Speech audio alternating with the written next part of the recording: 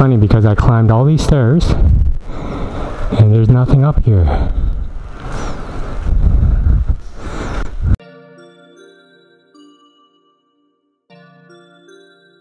Here is a Hindu temple located near the entrance of the Batu Caves. Before entering, you need to remove all footwear. There are hundreds of rock pigeons that wander around the courtyard in front of the temple and cave entrance as well. They are pretty tame and are a symbol of peace and devotion.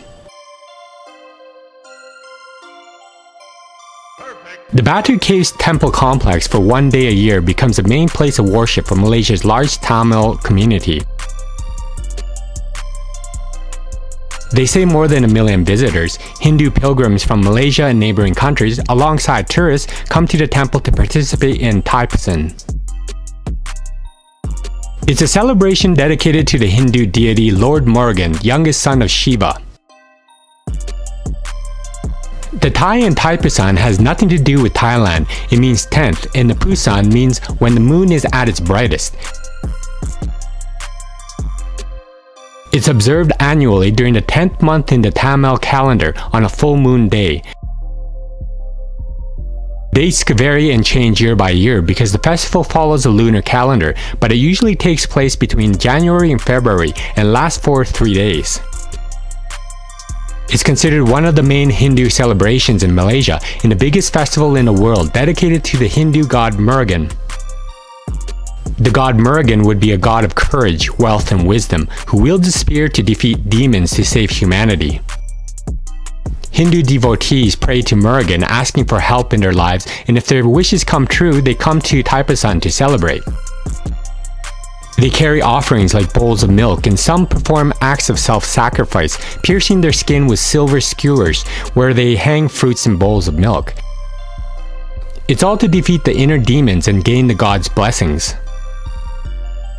The festival takes place throughout the night, and you'll see many pilgrims are almost in a state of trance. Some are carried by their siblings, wives, husbands, and other relatives. Many men, and also the occasional woman, have themselves shaved bald. There are also chariots, a golden one for Lord Ganesha, the gourd of prosperity and fortune, and a silver one for Lord Murugan. The festival of Thaipusam was brought to Malaysia in the 1800s and is usually celebrated with a public holiday in Kuala Lumpur. Hinduism is a minority religion in Malaysia. An estimated 12% of the total population of Malaysia are ethnic Indians, of whom almost 89% are practicing Hinduism. If you're looking for a truly unique and immersive cultural experience, then make your way to the Batu Caves to witness Thaipusam, a colorful festival originally celebrated in South India. Beyond the colors and lively celebration is a rich cultural legacy that will give deeper insight to travelers on the wonderful diversity of Malaysia. Here I am trying to film more with my no LCD screen camera. I keep getting in the way of people, of course. But seems it wasn't super crowded just yet. We came pretty early this day. Coconuts, perfect for this weather. I think those are durian. Look how massive those ones on the ground are. We're just trying to find things to eat around here, but most of the restaurants I find they're all for vegetarians. Here's another temple, but this one wasn't so impressive. It looks dull compared to the colorful temples we saw before.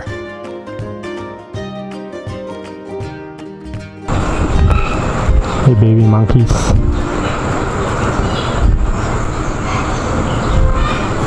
So we're walking towards the Ramayana cave, and we see this large green monkey face sculpture, the 50-foot tall Hindu god Hanuman.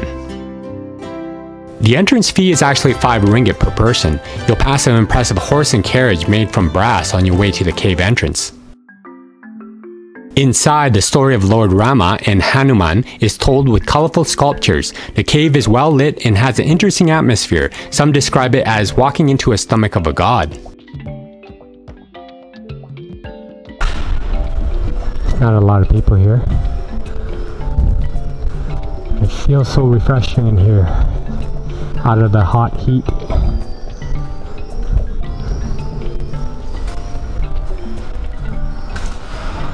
Ramayana means the story of Rama and is one of the sacred texts of the Hindus. The poem was said to have been composed during 500 BCE and 100 BCE.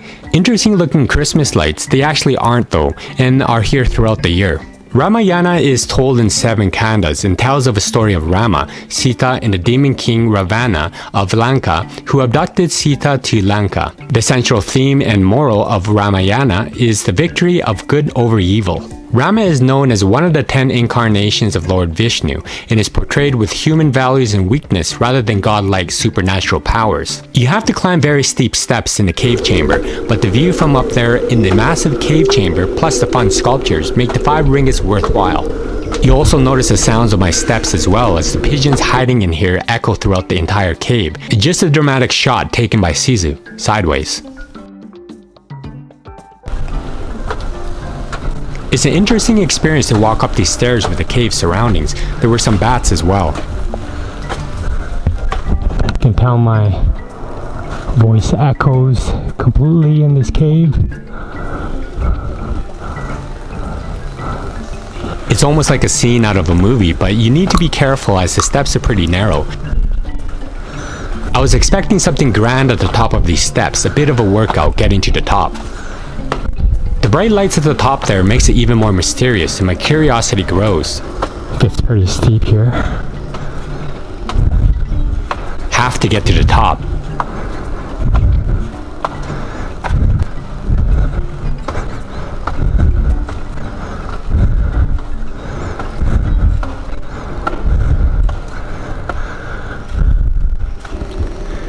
The view from the top is pretty impressive. It's funny because I climbed all these stairs and there's nothing up here.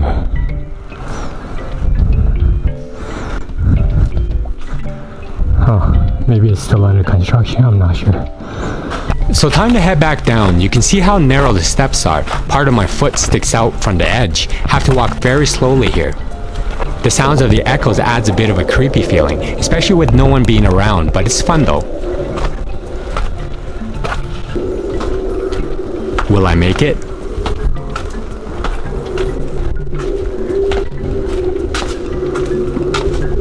There's Sisu, fast feet. She probably ran. Back to the sculptures. These sculptures tell of a story of Rama's birth and his childhood heroics, his exile, to the killing of Ravana in the Battle of Lanka. It shows Datharatha, the king and father of Rama, handing over the mantle to his son.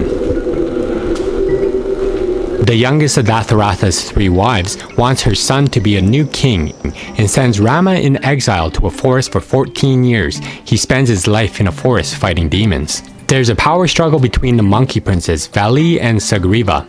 Rama then sought the help of a band of monkeys that offered to help him find Sita, his love, and the story goes on. Rama and Sita come to embody the ideals of matrimony through their devotion and love for one another. Rama inspires loyalty among his people for his nobility, while Sita's self-sacrifice is seen as the ultimate demonstration of chastity. Rama's brother, Lakshmana, who chose to exile with his sibling, shows loyalty, while Hanuman's performance on the battlefield shows bravery and nobility. While the story is about palace politics and battles with demon tribes, it has philosophy, ethics, and notes of duty. It also tells of human foolishness and failings. The Ramayana leans more towards an ideal state of things. Rama is the ideal son and king, Sita the ideal wife, Hanuman the ideal devotee, Lakshmana and Bharat the ideal brothers. The story depicts the duties of relationships, ideal characters like the ideal father, the ideal servant, the ideal brother, the ideal husband, and the ideal king. But there's many versions of Ramayana in the Indian languages, the Cambodian, Indonesian, Filipino, Thai, Lao, Burmese, and Malaysian versions of the tale. The Ramayana became popular in Southeast Asia during the 8th century and was represented in literature, temple architecture, dance, and theater. If you're interested, there are more than 24,000 verses and 50 chapters. Reading the Ramayana is no simple task, but the epic poem is a classic worth reading. Okay, one last look at the belly of a god, then we'll head out.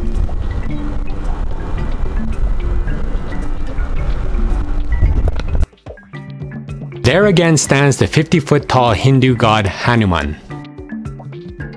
So Batu Caves was a pretty exciting place to come. I highly suggest you come here. There's a lot of tourists, but if you're coming here to eat something, there isn't a lot of places where you can eat. Like I mentioned before, most of the restaurants are vegetarian, but there's places where you can grab like ice cream and drinks. That's about it. There's small little vendors if you want to buy any souvenirs as well. But anyways, right now we are going to go to Little India. So we're just waiting for our train back to KL Central. So and from there we'll just walk to Little India. See if we can get some East Indian food. Well, I think I'll end my vlog here today. If you like this vlog, please don't forget to give me a like, subscribe if you haven't already, check out our Instagram and hit that notification bell for more of my coming content here. Thank you for watching my vlog. I hope you have a great day and see you soon.